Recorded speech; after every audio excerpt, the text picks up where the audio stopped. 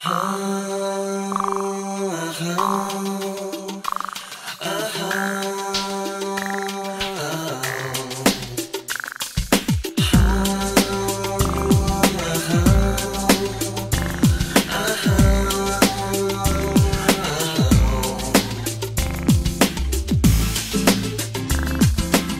pour 100% nautique. Nous sommes dans le hall 4, le hall du motonautisme avec Alex Pinet.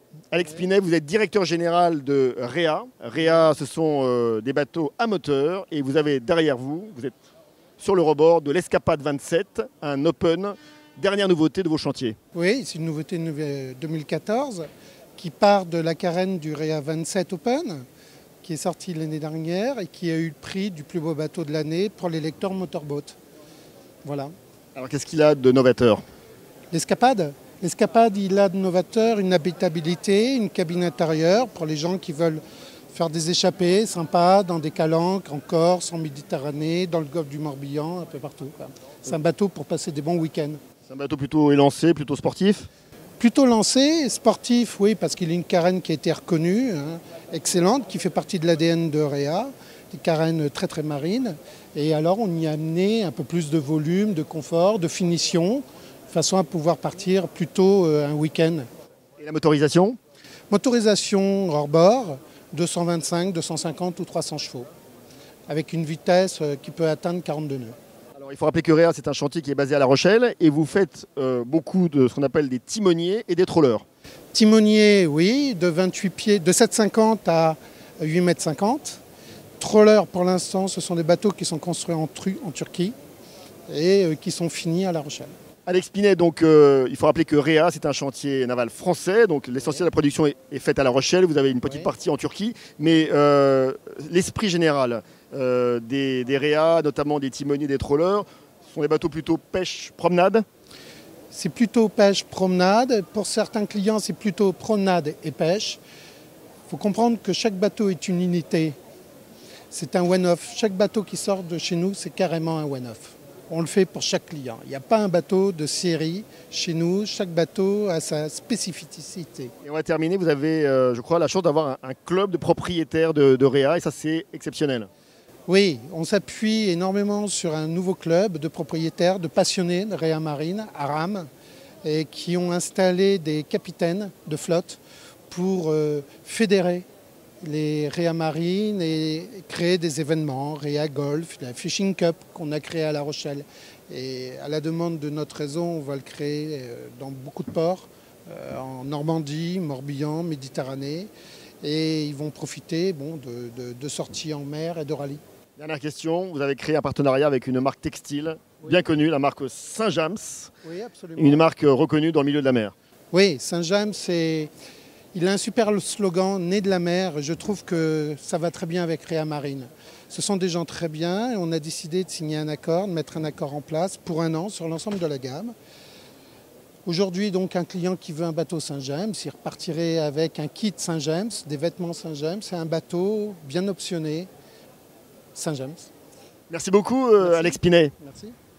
Voilà, on se retrouve dans le hall 2.2 dans le segment des semi-rigides. Nous sommes chez Lomac, un constructeur reconnu dans le monde de semi-rigides, un prodotto italiano 100% italien. Vous êtes Jean-Loup Fombelle, le responsable de Lomac pour la France. Alors déjà, nous sommes sur le Adrenalina 950, le navire ambassadeur de Lomac. C'est actuellement notre navire ambassadeur. C'est une unité que nous avons réalisée il y a environ 2 ans maintenant, et qui a beaucoup de succès. C'est un bateau qui a une ligne qui plaît beaucoup, qui est à la fois familial et sportif, qui a un rendement en mer exceptionnel. Et c'est une unité qui nous a permis de créer 2 autres petits frères, un 850 et un 750. Alors, c'est le savoir-faire italien, mais avec également, je vois, des produits français. Oui, bien sûr, il y a des produits français, heureusement, et c'est bien. Notamment, l'origine des flotteurs est une origine française, puisque c'est un tissu néoprénipalon, label Orca, reconnu aussi dans le monde entier pour sa qualité. Voilà. Et puis, il y a des accessoires, il y a des choses françaises, bien sûr. Voilà, c'est l'Europe. Mais le design est avant tout italien. Le design est 100% italien, absolument. Alors, qu'est-ce qui fait en gros le charme et la spécificité de Lomac? C'est une ligne assez élancée. Alors c'est une ligne qui est très très élancée. Nous on a cherché à faire un produit qui soit à la fois très moderne mais pas trop moderne pour ce qui se démode pas trop dans le temps. On a cherché aussi à faire un produit d'extrême qualité puisque cette unité a la particularité d'être fabriquée en infusion. L'infusion, pour schématiser, c'est un bateau qui est fait sous vide, donc avec une extrême qualité de fabrication. Alors, le savoir-faire italien, c'est clair, l'usine Lomac est installée à Milan, c'est une histoire italienne. C'est une histoire italienne, c'est la banlieue de Milan et le savoir-faire italien est reconnu dans le monde du nautisme puisque beaucoup de marques viennent d'Italie actuellement. Alors, l'ensemble de la gamme Lomac, elle s'adresse à qui? Aux plaisanciers du dimanche, aux familles, aux sportifs, aux navigateurs qui ont besoin d'être accompagnés sur leur voilier avec des bateaux qui leur servent de transport. Comment ça marche? Alors, si vous voulez, Lomac a l'avantage d'avoir certainement la plus grande gamme en Europe et peut-être probablement au monde d'ailleurs, ce qui nous permet de répondre à toutes les demandes. On part d'une annexe de 2 mètres, on arrive à des bateaux de 10-11 mètres avec ou sans cabine. On a une série professionnelle qui répond à tous les professionnels. On a une série plaisance qui répond aux utilisations familiales. Et on a des séries sportives comme celle-ci qui va répondre à des gens qui veulent quelques sensations en mer. Et dernière question, la motorisation en général, vous conseillez quoi pour les bateaux Lomac? Vous travaillez avec quelques marques en particulier? On travaille avec toutes les grandes marques qui sont Yamaha, Suzuki, Mercury, Honda. Notre réseau est constitué d'une multitude de revendeurs qui sont multimarques en moteur et donc on n'a pas d'a priori là-dessus. Merci beaucoup Jean-Loup. Je vous en prie, c'est moi qui vous remercie. Et on poursuit notre visite dans le Nautique de Paris 2013. Retour avec clap de fin de 100% nautique et là nous sommes sur le stand de la région Bretagne et plus précisément sur la ville de Lorient. Lorient qui est une terre d'accueil de beaucoup de marins. J'ai à mes côtés Mylène Paquette, une Québécoise qui a traversé l'Atlantique seule en solitaire, donc à la rame. C'était entre l'été dernier et le mois de novembre. Elle a affronté des tempêtes monstrueuses, elle va tout nous raconter. Et donc Mylène Paquette, vous êtes une vraie aventurière et vous avez fait une odyssée en tant que femme énorme. Oui, donc oui, je suis partie le 6 juillet dernier d'Halifax au Canada et j'ai ramé jusqu'ici, jusqu'en France, jusqu'à Lorient. Donc après 129 jours sur l'océan, ça a été très difficile parce qu'on a eu des conditions extrêmement difficiles cette année sur l'océan, pas du tout de trêve à l'été, une trentaine de dépressions, 10 grosses tempêtes majeures. Alors ça m'a beaucoup retardé sur le parcours, mais j'ai beaucoup aimé ça malgré que j'ai été là très longtemps. J'ai adoré mon contact avec l'océan, donc je souhaite juste y retourner maintenant. Alors justement, revenons un peu sur cette aventure. Vous l'avez préparée longtemps, vous avez eu le temps de vous entraîner, etc. Est-ce que vous étiez prête déjà au moment du départ? Vous avez eu les premiers jours, ça s'est passé correctement? Oui, donc j'ai commencé à ramer il y a 5 ans. J'ai traversé l'Atlantique Sud à la rame en équipage, donc du Maroc à la Barbade en 58 jours. Ensuite, j'ai fait un gros challenge sur le Saint-Laurent, sur le fleuve et le golfe du Saint-Laurent en 76 jours en 2011. Après, je suis allée naviguer à la voile sur l'Atlantique Nord, 2 traversées à voile. Et ensuite, je me suis dit, OK, là, je suis enfin prête pour faire l'Atlantique à la rame. Alors, toutes ces expériences-là m'ont permis de m'entraîner. J'ai aussi suivi des formations, électricité, météo, navigation, pour pouvoir faire ce gros challenge-là. Et maintenant, c'est ça. J'étais prête, oui, j'estime que j'étais très prête au départ. C'est sûr que il y a tout le côté physique, entraînement physique. Je me suis entraînée quand même assez en 2013, mais le côté, les premières journées, j'ai eu beaucoup de nausées, beaucoup de mal de cœur, mal de mer. Alors ça, il faut passer au travers et j'étais peut-être pas prête à être aussi malade, mais après quelques jours, ça s'est bien passé. Ouais. Alors, en dehors de la maladie, des moments difficiles sur le plan physique, vous m'avez dit, rencontrer des tempêtes et notamment des vagues monstrueuses qu'on peut rencontrer dans l'océan Indien ou dans l'océan Pacifique. Oui, donc les plus grosses vagues, en fait, qu'on a eues, que mon équipe m'a annoncé, c'était des vagues de 12 mètres environ. J'ai eu peut-être 10,5, 11 mètres.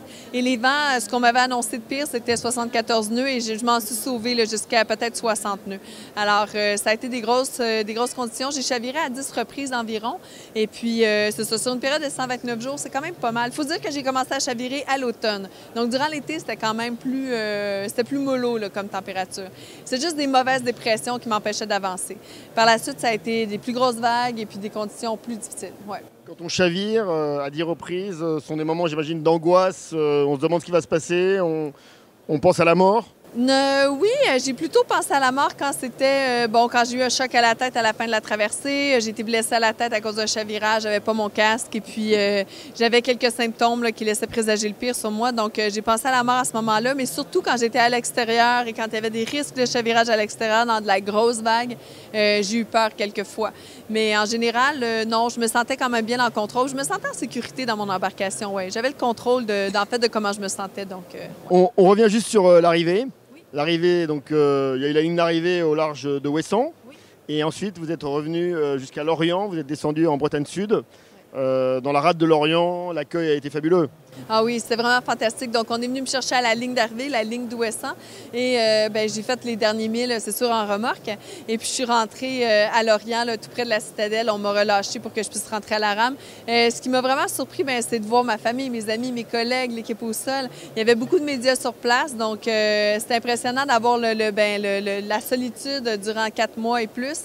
Et soudainement, d'avoir plein de gens autour de moi qui me dictent quoi faire, où et quand. Donc, j'avais plus trop maîtrise de ma petite personne. Mais bon, ça a été une expérience assez particulière d'arriver.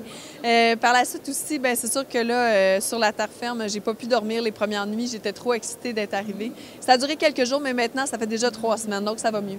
Donc Mylène, maintenant vous avez un avenir qui est plutôt orienté vers la voile, manifestement, le classe 40, vous êtes parti pour vous entraîner sur ce type de bateau. Oui, c'est ça, donc je vais revenir sur Lorient quelques fois cette année pour pouvoir venir m'entraîner sur ce type de bateau-là. Et puis il y a peut-être quelques courses, là, quelques régates cette année ici en France. Merci beaucoup Mylène, bravo. Et puis on espère vous retrouver sur d'autres aventures à Lorient ou ailleurs. Nous on se retrouve très vite pour 100% nautique. Au revoir.